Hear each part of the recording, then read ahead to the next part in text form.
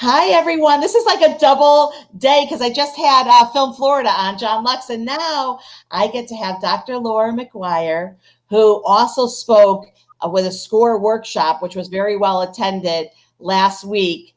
And so I know you're all saying, if you didn't watch the workshop, who is Dr. Laura McGuire?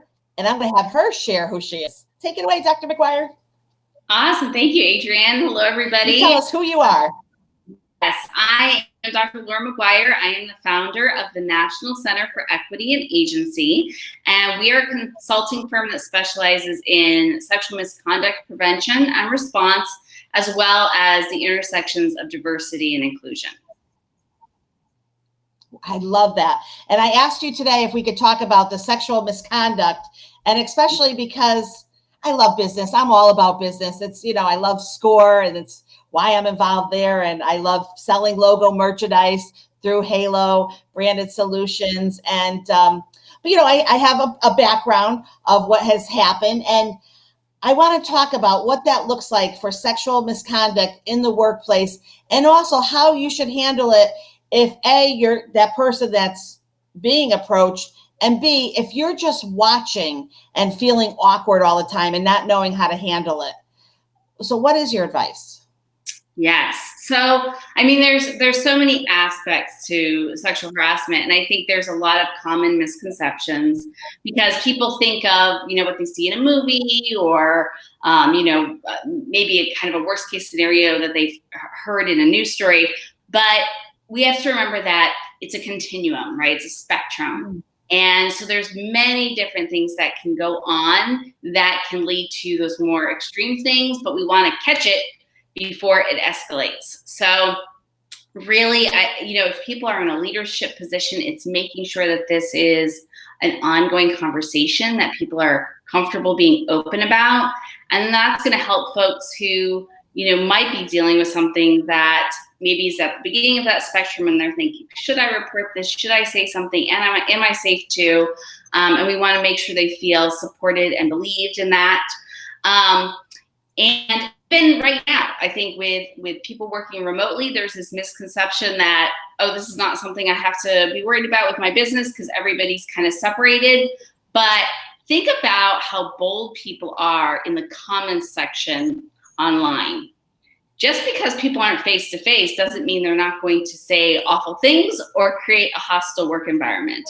So this is something we definitely have to keep our eyes on. Well, how would a company, if you have a president of a company that has sexually exploited female employees, and not just once, but twice, maybe 3 times, how does the company actually teach sexual harassment training? And how do you even have a discussion? Because the person that they would go to is the guilty party. Yes. And that's very common, where we'll say, obviously you should be reporting this, but a lot of times the person that they'd be reporting to is either friends with or is directly the person who is causing harm. Ideally, you have someone separate that could be reported to. So an HR manager, somebody who is in a separate role that can take those reports and, is in a position where they're not afraid of somebody who might be above them and be causing this harm, right? There should be those kind of separations of power. Sometimes there really aren't. And in that case, if there's any kind of board of directors, you might want to go to them. Sometimes it's whistleblowing publicly if it comes down to that, right? If there's no one in the organization that you can report to that's going to listen to you and believe you, it might be going to the news media, trying to get some kind of change done. But we see this a lot with, small organizations or extremely insular ones. We see this also with the military, right, where there's a chain of command and you can't just jump above somebody usually. And again, those power structures become really tricky. There's no easy answer is what I'm saying, but there's a lot of different options to explore. What if have you ever heard where the person that's doing the offending turns around and says, well, they're a predator, like the opposite, whoever that was, whether it's opposite sex, same sex, doesn't even matter. Whatever that the person in a high leadership role has, and maybe it's, it's sex, so it's not rape. It's actually just having, what is it called when you're having sex? What is that called? The word begins with a C, right? A consensual relationship. Consensual sex. But then afterwards, after they're caught, turns around and blames the female, in this case, for being the one that actually. So I heard like with stories of life, oh no, she's the predator. I'm not the predator. She came on to me. She's just trying to destroy my life. She's the one that knew that I'm married. And even though she was married, I've had to deal with her. Is that even, have you ever heard of that before, where that's turned around? Oh yes, that's a common thing that we see in the victim advocacy community. We actually study this, right? Which is the psychology of reversing victimization as a way to kind of try to protect their, reputation, how they're seen by their community, right? This is super common. This is one of the first things that's usually done. If somebody speaks out, that person who's being accused of something will immediately say, well, I'm the real victim here because, I'm innocent. Or like you're saying, maybe they say, okay, it was a consensual relationship to me. And, they came on to me or whatnot. So number one, kind of expect that. I think if we understand that that's common narrative, then we know, okay, this person's probably going to try to reverse this. And believing victims, because we know that false reports, while they do happen, are extremely rare. We have something called meta-analysis, where we take multiple studies and see what the findings overlap and come to a common conclusion on. And when we look at meta-analysis of false reporting, we know that at least 95% of all reports are true. False reports maybe hover around for adults 5% and 1% for children. So this cultural expectation of kind of not believing people at first, or trying to find a hole in their story, or trying to find a way that we can discredit them, is completely backwards. And so, we have to start by looking at that and changing that. So the sexual behavior, and I'm going to even use the word, if it's okay, deviant behavior, will it even ever end? I mean, if you go to one and then you do two, is there a stopping point, or can you just get away with it? Especially if the employees maybe are still in the business, so they haven't left, and maybe, who knows if there's a grand payment or a free credit card they have, like, we don't know. But does it ever stop? I mean, if someone loses that kind of control, I'm going to be honest with you, I've never been so sexually crazy. I gotta have it now. I've always been kind of a prude about sex. If there's conversations going in the room that are sexual, I get really red in the face, and I kind of go internal. I don't like that kind of talk in front of me. I don't know why. I'm just a little prude, and I have to at 58 kind of get it, right? I just feel it. But so it's even weird for me to talk about it, but I'm does it just stop all of a sudden? Because to do it in the first place, I think that when I read these stories, to me is so shocking that I can't seem to, is there no, Jeffrey Epstein, he couldn't stop, Weinstein couldn't stop. And I am guilty too, Dr. Laura, of thinking to myself, oh, if I wanted a career on television, there's the casting couch. We growing up with that, I didn't know that was actually wrong, because it felt like it was part of what was taking place. So is that part of it? Oh, okay, I am the president. I'm able to do what I can do. Nobody can stop me. So I might as well just do it. And then I get away with it once, twice. My wife's staying with me, so she's not upset with me. Or my husband's staying with me. He's not upset with me. And yet, so what are the chances it would even continue? Yeah, I mean, the reality is when people have a pattern of predatory behavior, they're not going to stop unless somebody stops them, right? And that is one of the reasons, of course, people have to completely decide if reporting, whether it's to the police or to HR, is right for them. But one of the benefits of reporting is it does have the potential to create even a track record of people reporting this person, right? Versus if you don't, the chance that you're the only victim is extremely rare. I would honestly say it is basically impossible. there are going to be other victims, whether it's currently or in the future. Like you're saying, do these people ever stop? They don't stop, because it's not a sexual preference. It's not like a kink or just a general desire.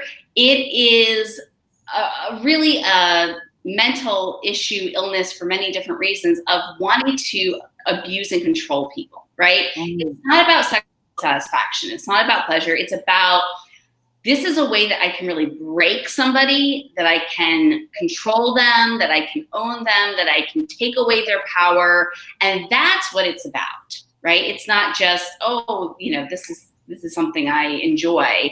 When it's not consensual and there's power dynamics at play, then it is, about abuse. And so we want to make sure that we understand that. And like you said, a lot of times people don't report, or they just deal with things for a long time because they think this is just life, or this is just working in this industry, or, coming up in this business. This is just what I have to deal with. Everyone deals with it. And in some ways, right, there's truth to that that's become part of our culture and the many cultures around the world through history. But we also get to decide if we need to change that script, if that's no longer something we're going to accept. And we just get to say collectively, you know what, this has been the way it's been, but it doesn't have to continue if we don't want it to. Does that make sense? It does. And I when I read these kind of stories and hear about them, or even live through it, the complicity of so many other people that know what's going on and yet will stand by and also defend, will also say, because it's not just the predator that would say, oh, she was after me, but also the people around. They have to almost give themselves a way that they can communicate and still play in the sandbox with this person. So they almost kind of like are losing a little bit of their soul, in my mind. Mm-hmm. Yes. I think that's a really powerful way of putting it. When we are complicit, when we are bystanders who just let things happen, it damages all of us, right? We know that we could be next. We know that, again, we are part of the problem. I think one of the things that's important to remember on any issue of harassment or violence or oppression, there's no neutral option.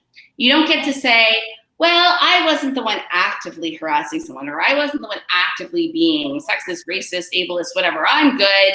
That doesn't really exist. Either you are actually supporting the person who's doing wrong, you are the person who's doing wrong, or you're actively working against it and standing up for what's right. And so there's really no middle ground. We have to decide to, sometimes be the unpopular person, be the person that people roll their eyes at, but be the one that also anyone who is a victim knows is a safe person to go to, right?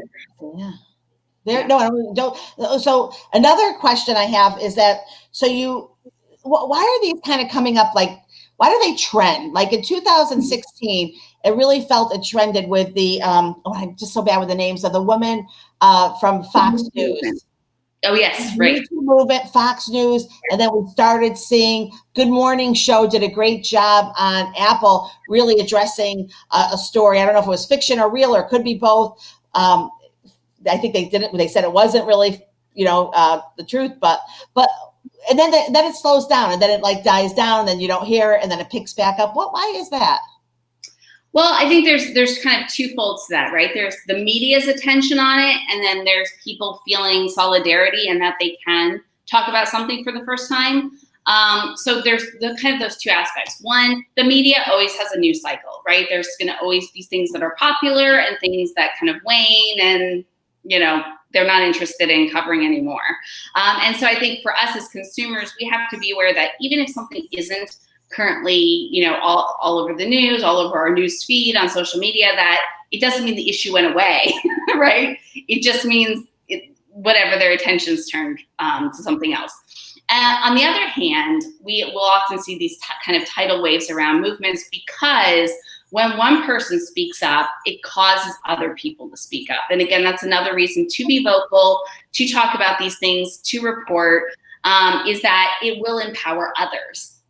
And like we saw, whether it's within an organization, one person speaks up, oh my gosh, now there's 10 people talking about the same problem. Or it's just kind of a collective consciousness. Globally, people start speaking up. Wow, all these other people say, since you mentioned this, now I feel empowered to also talk about my experience. So that's just a common thing. And it's the positive aspect of bystander intervention too, right?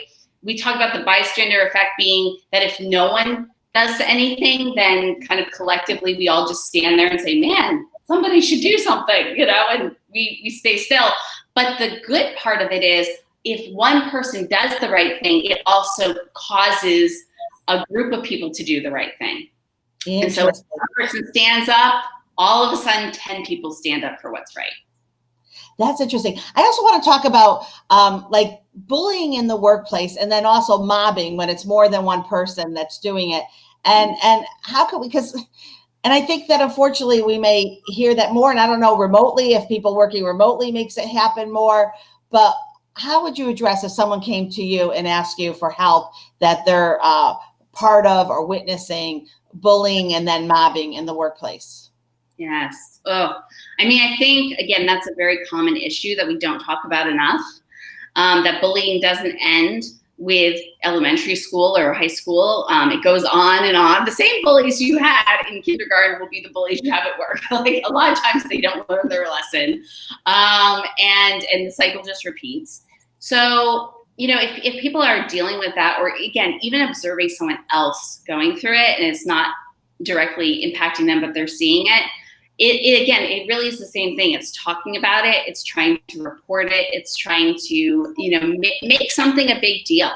I think one of the issues with any of these topics is that we don't want to, stir things up. We don't want to be the squeaky wheel. We don't want to, make people upset with us. We just want to get along. We want to go to work and we want to be peaceful. We feel like if I bring up that that's really hurtful, or I feel ganged up on, or I feel left out and this is wrong, then am I just going to make it worse for myself? I certainly don't want to do that. So I think it's understanding that you should speak up. And then secondly, if you see other people going through something, you should not stand by and just, shake your head and say, oh, that's too bad for them. You should say, what can we do about this? I see what's going on with you and it's not right. And I want you to know you have my support. Now we have 5 generations in the workplace, maybe even more now that it's such a spread. And the traditionalists, the older, sometimes I think it's habit for them to be very touchy and hands-on and, close and getting into your personal space. And, we watch it happen. And then also it could be that you have a traditionalist doing it to someone in their 20s who would be called Generation Y? Z. Oh yeah, Z for Xanax. That's right. Sorry, that's how I think about it. But because really, not that I take Xanax, but my gosh, when you have that age, you kind of need a little Xanax. But anyways, just bearing off of that. But the reality is that they're put in a tough situation, right? They're 20 years old. They're just started in the workplace, and the traditionalist it doesn't mean to do anything wrong, but yet has been in the business world for so long that hugging and touching and all of that is just natural, like they would do to their own child. And they feel, okay, this 20-year-old reminds me of my daughter or son, and continues to do that. What do we do? Because I have no clue. When I watch it, it makes me uncomfortable, but then I don't know what to do. Yeah. Should we talk to the 20-year-old? Should we have a conversation with a 20-year-old to give the 20-year-old tips that you'll tell us now on how that person can walk away from it and kind of what they do?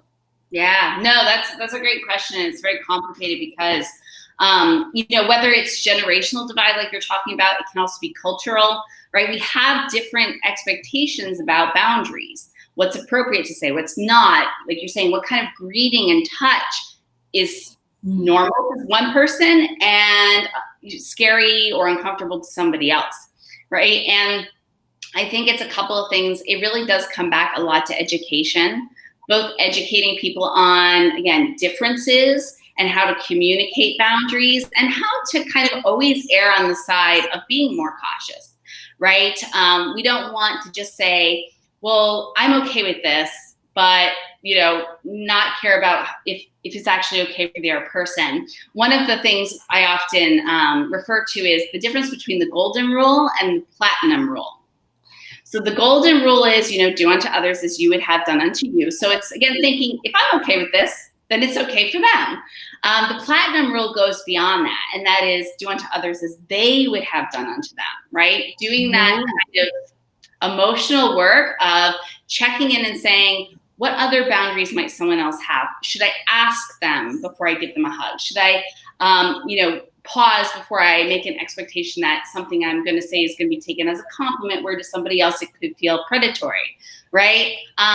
Putting yourself in the other person's shoes instead of just saying, well, if this is good for me, then that's enough. So I think it is a lot of education around these things, which is why I do what I do. And you're saving money with companies. If you work with them, a store wouldn't open the door, put a speed bump right when you walk in, and then say, okay, come on in, and everyone's tripping on the way in, and that's a lawsuit waiting to happen. But isn't all of this a lawsuit waiting to happen, whether it's sexual in nature, or it's bullying in nature, or just innocently touching someone with, and making them feel uncomfortable along with everyone else? So can you share the importance of the training? And then by law, what is the training by law? Because I'm confused with that too, or at least the state of Florida. Yes. You're right. Laws vary a lot, just to kind of address that. There's usually, and you have to really pay attention because your city might have different expectations. This changes all the time. So it's important to make sure that you are up to date wherever you are on what those requirements are. Some states have a requirement for a certain number of live in-person training on sexual harassment every year, even for businesses visiting that state. So wait. Even businesses visiting that state. Yes. Can you give me an example? Can I get an example? So I forget the exact requirement for like how long you have to be in the state and how many hours it is. But like, for example, New York passed 2 years ago a law that even for businesses doing work in New York State, even if they're not located there, they have to have a certain number of hours of in-person training on sexual harassment. And I think Illinois has something similar, and so does California. But again, I'm not a lawyer and I don't pretend to be, so I'm not going to give everybody legal advice on those statutes, but know that you do have to pay attention to them, right? Because if you're not aware of what's going on, then you really could get in trouble. But yes, these things can be a lawsuit waiting to happen. But the other important thing for people to remember is the research that we have on kind of the general guidelines on the millions of dollars that businesses lose every year in sexual harassment cases is not due to legal fees. It's due to high turnover, low productivity, and just time generally taken away because of stress from working in a hostile environment. So a lot of times people will just say, well, we just have to hire lawyers, or we just have to hire people who work in HR and have a legal background to keep us in compliance. But they're not addressing the cultural issue that is actually going to hit their bottom line the hardest. It's those very subliminal things that are going on that are creating a work environment that just isn't going to be sustainable, both financially and culturally. Is there a definition of hostile environment, your hostile workplace, that is just like one definition that people can use?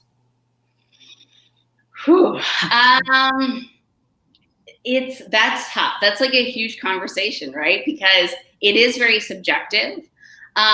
Usually, like legally, there's the reasonable person standard, which is saying, would a reasonable person find this hostile, right? But again, what I would define as hostile and what you would define as hostile and what 20 other people would define as hostile can be very different. I think for me, it really comes down to, are you creating an environment that lacks in emotional intelligence, right? In empathy. If people don't feel like, their concerns are being listened to, if they feel like they're, their identity, their lifestyle, their culture is something that's joked about at that workplace, if they feel like they can't just walk around freely and focus on their work every day, but instead have to worry about, again, comments, cruelty, a lack of emotional intelligence and awareness. All of those things are the things you should be paying attention to, right? Because those are going to be your red flags that a hostile work environment may be where you're either going or currently are. Interesting. All right. Now I want you to sell yourself. I want to have, so how are you, so you're going to, who is your ideal client? Mm-hmm. And how can you help businesses have this conversation, which is needed in 2020 and moving on with, I mean, I thought the riots kind of had gone away a little bit. It looks like things are picked up again. So companies now need to protect themselves. And so can you sell yourself right now? I know that's like kind of like awkward, but because I want the businesses that I know to understand why, when, how, what, where to contact you and what that looks like. Yeah, definitely. My ideal client really is any organization that is passionate and dedicated to doing this work, right? A non-ideal client would be somebody who just wants a one and done training to say, oh, we checked the box and moving on, right? Because I really try to work with organizations that want to look critically and honestly at what's going on, that want to make things better, that want to do that long term. Too often, you know, people will say, oh yeah, we've already addressed this because 2 years ago we had a speaker come in for an hour. Okay. Or we do an online training and they click through this video and they answer questions at the end. You know, that's not going to solve anything. So if that's someone's answer, I'm not a good fit for them. If they want to, a lot of times I do a survey and analysis over what the employees are reporting, what their concerns are. I customize on-site trainings or Zoom trainings around that. And then I try to do some executive coaching with their leadership around a strategic plan of what are we going to do about this long term? How are you going to continue to address this past just the trainings themselves? How are you going to shift your company's culture? And if people want to learn more about this, they can reach out to me at my email address for the organization is here to serve at equityandagency.com. Our website is equityandagency.com. And you can also find me on LinkedIn at Dr. Laura McGuire. I love it. Thank you so much for your time today. I really appreciate it. And I look forward to keeping in touch with you. And I hope to do a second workshop so that we can continue the conversation. Thank you, Dr. Laura. What a pleasure meeting you and talking to you today. Thank you so much. Bye-bye. Bye. Thank you. Bye-bye.